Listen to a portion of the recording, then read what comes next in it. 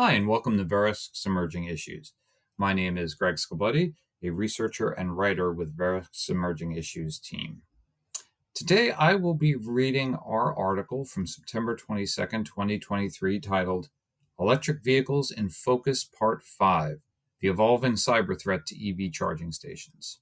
Let's get started. If you happen to be driving an electric vehicle on the Isle of Wight in the spring of 2022 and needed a charge, you could have been in for a real shock. In April of that year, 3 charging stations operated by the Isle of Wight Council were hacked to display an adult website.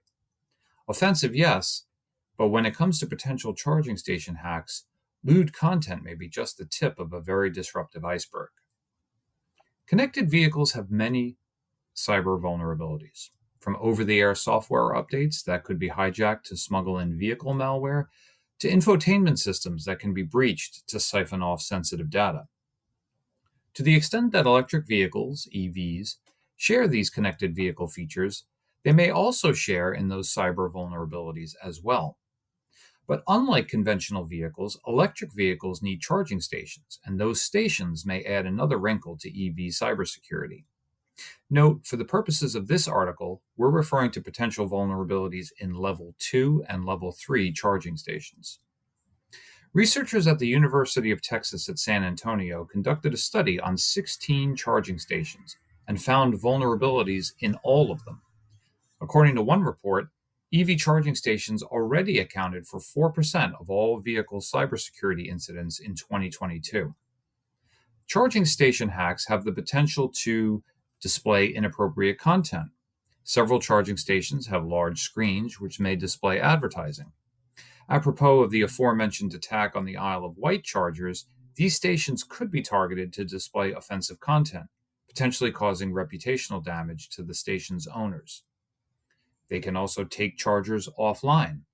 Vulnerabilities could enable hackers to target cloud-based charging station management platforms to pull individual charging stations or even entire charging networks offline, or even steal electricity.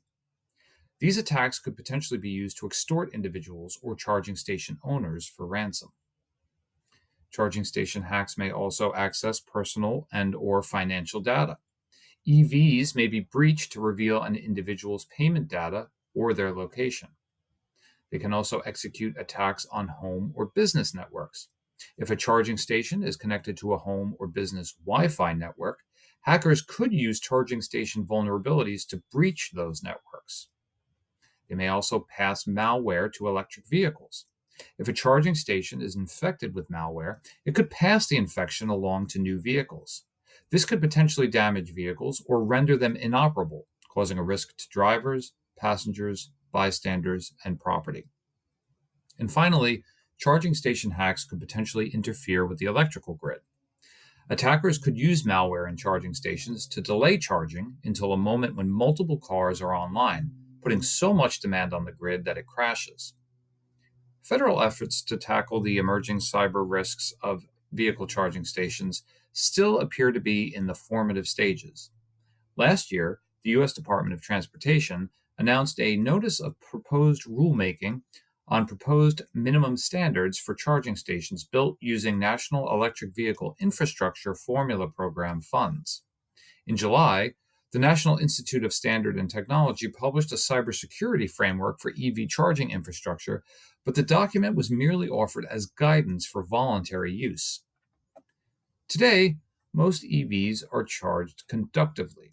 That is, you physically connect a charging cable and supply the EV with alternating or direct current. Aside from being the most common, conductive charging also appears to be the most vulnerable to cyber hijinks. However, there are 2 emerging methods of EV charging that may offer superior cyber protection. One method, inductive charging, is wireless, which means no cables are connected to the vehicle. Security protocols for inductive charging may be more robust, offering more cyber protection.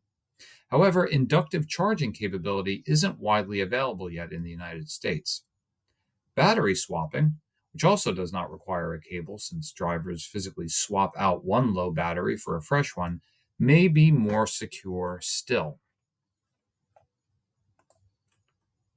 For more information on this or any topic we're tracking, please visit us at core.verisk.com/EI. That's E as in emerging and I as in issues. While you're there, please be sure to sign up for our weekly newsletter. And thank you for listening.